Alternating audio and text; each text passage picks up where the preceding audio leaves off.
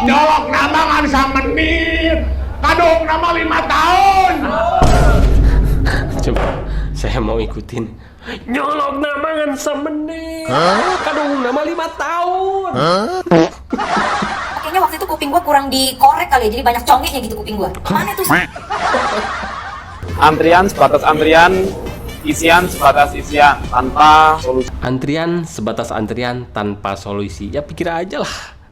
Assalamualaikum warahmatullahi wabarakatuh. Di saat santai ini kita akan mereaksi beberapa video yang sedang viral dan banyak diperbincangkan orang-orang. Di antaranya ada yang menyebut bahwa jangan lagi meminta bantuan kepada KDM karena PHP sia-sia. Saking banyaknya orang-orang yang dikecewakan, katanya sih begitu. Oke, daripada lama-lama kita langsung aja gaskeun videonya. Ini dia. Setelah capek tepuguh ngikutin program KDM yang membuka pengaduan ke Lembur Pakuan sampai 600 orang ke Lembur Pakuan tanpa solusi, tanpa pelayanan, maka anak Bapak Aing ini menganjurkan untuk stop program KDM. Oke, kita dengarkan dulu pernyataan Bapak ini. 600 orang pengaduan dalam jangka waktu 24 jam per hari lah. Wow. Kalau saya pikir 600 pengaduan dengan pengaduan yang berbeda-beda. Taruhlah dari 600 pengaduan itu ada beberapa hal pengaduan yang sama, kita kerucutkan menjadi 100 pengaduan. Oke, bagaimana menyelesaikan 100 pengaduan itu? Pasti KDM juga tidak akan mampu dengan dua tangannya dan satu kepalanya. Tidak mungkin dalam satu hari memikirkan 100 pengaduan. Kemampuan manusia itu terbatas. Kita harus memberi kewajaran kepada KDM dalam hal itu. Harusnya mikir ke sana sih, menurut saya. Tapi entah bagaimana si Bapak ini kekeh gitu, pingin diselesaikan. Kayaknya dia mengira bahwa KDM itu Tuhan gitu. Di Lembur Pakuan karena sia-sia ya. Nah, ini hanya PHP saja. PHP itu KDM PHP, pemberi harapan palsu. KDM udah mirip-mirip Ridwan Kamil sekarang. Banyak PHP. Bisa makan sama RK. Wah. Saya rasa berlebihan lah kalau disamakan sama RK gitu. Karena dalam jangka waktu 3 bulan itu menyelesaikan keluhan warga banjir yang dialami oleh warga di Bekasi. Ya, dia melebarkan sungai, membuatnya menjadi bagus, menata tempat-tempat yang sekiranya tidak sesuai dengan tata ruangnya. Itu salah satunya dan banyak lagi seperti barak militer dan lain-lainnya. Tapi tidak efektif. Nah, ini dengar yang satu ini. Stop Kang Deddy, stop, jangan PHP terus. Solusi terbaik untuk Kang Deddy Mulyadi, lebih baik di stop aja daripada menambah kuota PHP kepada warga. Setiap hari 600 sampai 700 orang datang ke Lembur Pakuan untuk mengisi daftar antrian di layanan aduan. Waduh. Antrian sebatas antrian, isian sebatas isian, tanpa solusi. Antrian sebatas antrian tanpa solusi. Ya pikir aja lah. 600 antrian gitu. Masalahnya bisa diselesaikan sama KDM. Gak mungkin. Satu-satu dong. Daripada semakin menambah kuota PHP, di stop aja Kang Deddy. Stop aja, waktu, tenaga, pikiran, dan juga biaya yang dikeluarkan oleh warga-warga yang datang ke Lembur Pakuan tidaklah sedikit. Dan kalau kenyataannya itu menghasilkan hanya sebatas harapan, lebih baik di stop. Bagaimana menurut kalian? Setujukah dengan pernyataan si abang-abang ini? Silahkan beri komentar. Sebagian negara-negara lain pada saat mereka di era 40-an, 50-an, 60-an, mereka kan punya hutan banyak juga. Bahlil sebut negara-negara yang hutannya dibabat, tambangnya diambil, kini mereka sudah maju. Negara kita kok ada yang merasa terganggu, ada apa? Mereka punya tambang juga banyak. Pada saat itu negara mereka belum maju seperti sekarang. Maka mereka mengambil sumber daya alam mereka itu. Hutannya dibabat, tambangnya diambil, dan mungkin lingkungannya pada saat itu, wallahu alam ya, mungkin tidak lebih baik dari apa yang kita lakukan sekarang. Pertanyaan saya, siapa yang memprotes mereka di saat itu? Pertanyaan saya, kenapa Indonesia belum maju-maju, hanya menjadi negara yang berkembang, sementara pengerukan sumber daya alamnya itu udah puluhan tahun itu. Bener kan? Sekarang negara kita, negara-negara berkembang yang mempunyai sumber daya alam, yang baru memulai untuk berpikir agar nilai tambah, untuk kemudian bisa mensejahterakan rakyatnya, untuk bisa membangun, kok ada yang merasa terganggu? Ada apa di balik itu?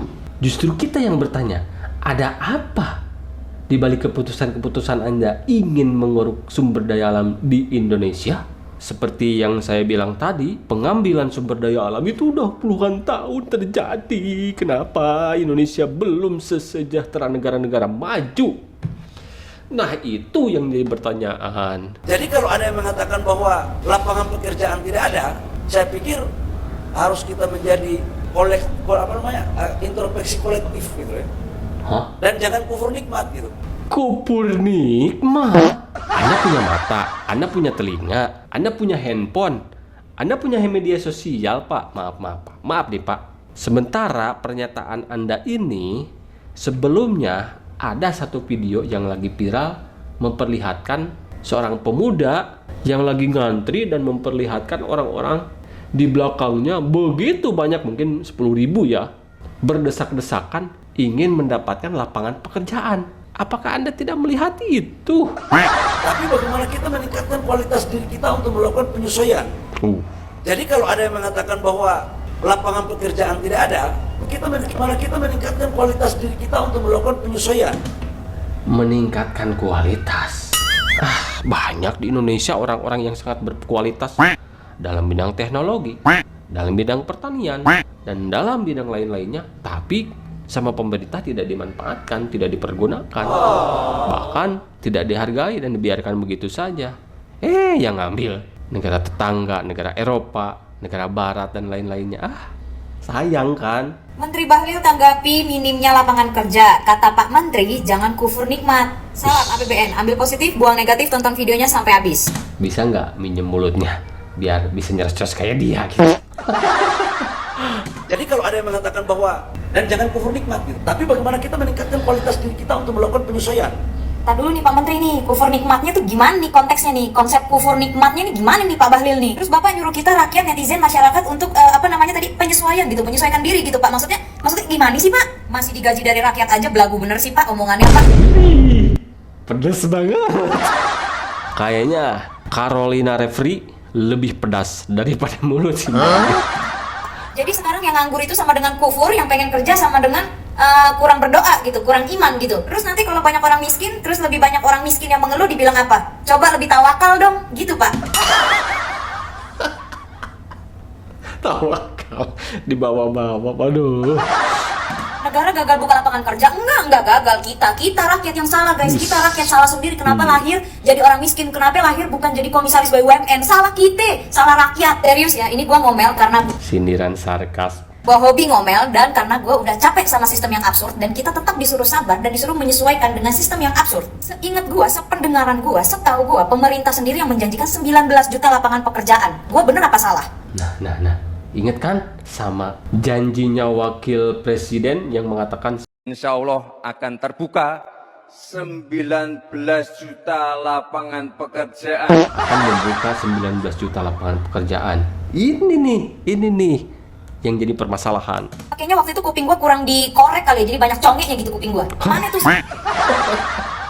Ada siput kali Mbak ngumpet di situ. 19 juta lapangan pekerjaan, gue nemunya lapangan bola, lapangan bulu tangkis, lapangan tenis tuh banyak tuh, sama lapangan lowongan kerja jadi buzzer, banyak banget tuh. Makanya bilang bagaimana kita meningkatkan kualitas diri kita untuk penyesuaian. Pak, aduh, gimana mau punya pengalaman Pak? Kalau mau kerja aja nggak dikasih kesempatan, terlalu banyak kriteria, terlalu banyak syarat, terlalu banyak ini itu dan segala macamnya. Yang berpengalaman tidak diambil, yang tidak berpengalaman dan kondisinya miskin disuruh mengeluarkan uang untuk bayar, entah itu ke perusahaan, entah itu ke sebuah layanan untuk menyalurkan pekerjaan, ataupun oknum-oknum yang mengambil kesempatan dalam kondisi seperti itu disuruh mengeluarkan dulu sementara kondisinya miskin. Gimana coba? Sebenarnya ya, gue sendiri menyadari dan ini sering gue bilang di konten gue yang sebelum-sebelumnya. Lapangan pekerjaan itu sebenarnya banyak banget ya, banyak banget. Tapi memang banyak rakyat yang gengsi. Contohnya kayak jadi ojek, jadi tukang angkot, jadi apalah segala macam.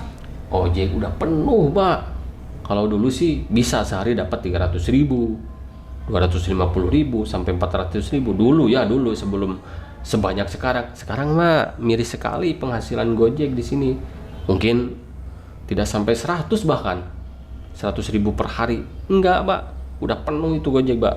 Sebenarnya gue setuju sih, jangan kufur nikmat gitu ya. Tapi gue lebih setuju lagi, jangan kufur sama realita. Jadi sekarang ya, mungkin menurut Pak Menteri itu ya, jadi pengangguran itu sama dengan ketidaksyukuran gitu, rasa ketidaksyukuran. Coba dah, nih ya kalian ini pejuang rupiah gitu ya, pejuang pelamar kerja gitu. Gue mau tanya, lu pada ngelamar kerja di luar sana syarat-syaratnya kayak lu mau main Squid Game ya? Ya kan, minimal S1, S2, berpengalaman sekian, tinggi badan sekian, kulit putih, fisik menarik, ini itu. Maksimal umur 25, maksimal umur 35, bisa bekerja di bawah tekanan, di bawah makian, di bawah sehat mental, bla bla bla bla bla. Bisa bikin rumah, mengendalikan angin, api, udara. Harus loyalitas kepada perusahaan. Tahan lapar, tahan lemburan gak dibayar, tiba-tiba nongol-nongol gaji 2 juta, 3 juta. Giliran rakyat cari kerja di luar negeri, dibilang gak menghargai negara sendiri, dibilang lupa sama negara sendiri. Saya kalau punya masalah sama si Mbak nih, gak sanggup deh. Habis, nyerocos terus, wah, gak berhenti. Menteri, rakyat itu nggak butuh ceramah, rakyat itu butuh hasil kerja nyata. Rakyat itu nggak butuh ceramah, rakyat itu butuhnya duit. Rakyat itu nggak butuh ceramah, butuhnya kerja. Rakyat itu bukan kurang iman, tapi kurang pemasukan. Pimpin nggak bisa kasih solusi yang cepat, minimal jangan menyalahkan korban. Berapa ini lagi yang komplain terus kepada KDM? Mulyadi di kampungnya Deddy Mulyadi sendiri sekarang sudah viral, banyak yang menyesal. Karena apa? Ekspektasi mereka ingin kemakmuran, ternyata yang timbul adalah kehancuran ekonomi. Banyak yang digusur, banyak aturan macam-macam, sampai banyak yang jadi pengangguran. Satu-satu Pak, beresinnya. Gak bisa serentak, gak bisa. Gimana pun juga gak bisa Pak. Itu kalau cuci motor, gak bisa seluruhnya dielap gitu pakai 2 tangan, gak bisa Pak. Harus satu-satu Pak, depan dulu, bannya dulu gitu kan.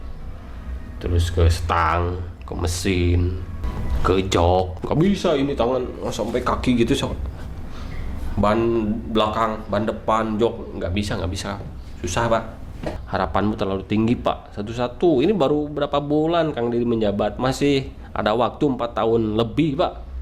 Tenang aja Pak. Dolok nama ngansa menit, kadung nama 5 tahun. Pak ya Pak, dia tekan warung masalah nggak jejer. Meureunna abdi oge lamun anu boga warung mah ujug-ujug we nyieun warung di dieu. Lamun eueuh izin di kecamatan di kabupaten. Kudu nama bapak teh tah saheula nu merek izin ewa uruskeun. Lain men bulat we mah bego. Jadi rada kadung benernya pilih tehnya. Nyolok nama ngan menit, kadung nama 5 tahun. Coba saya mau ikutin. Nyolok nama ngan semenit, kadung nama 5 tahun. Nyolok nama ngan semenit, hamil nama 8 bulan. Lah kok kesini?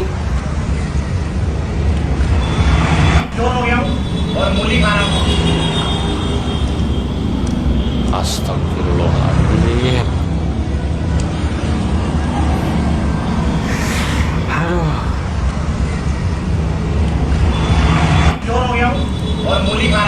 Pantes sih kalau Bang Rocky bilang dungu. Parah kok kesini ya videonya. Yaudah teman-teman, nah itulah video-video yang beberapa hari ini sedang viral dan banyak diperbincangkan orang-orang. Terima kasih sudah menonton. Saya pamit undur diri. Assalamualaikum warahmatullahi wabarakatuh.